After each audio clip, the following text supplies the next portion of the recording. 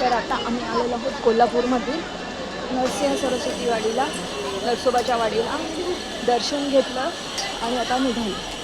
तर नरसोबाची वाडी हे कृष्णा आणि पंचगंगा नदीच्या काठावर बसलेलं आहे. छान आहे मंदिर.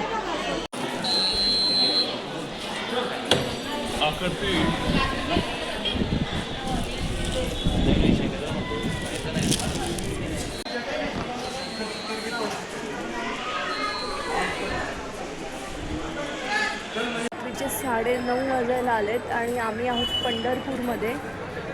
विठ्ठल रखमाई मंदिरजवळ दर्शन घेऊन आलोत. आतमध्ये मोबाईल न्यायला अलाउड नाही आहे, त्यामुळे आतलं काही शूट करता नाही आलं. पण बाहेर साधारण असं आहे, खूप गर्दी आहे बाहेर. पण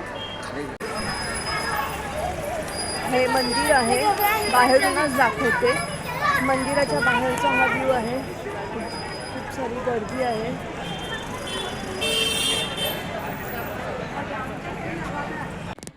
तर रात्रीचे वाजलेत आता 11:15 आणि आम्ही आता सोलापूर रोडला एक रूम बुक केला आहे आणि तिथे थांबलो आहे. तर मी आजचा ब्लॉग हा इथेच एंड करते.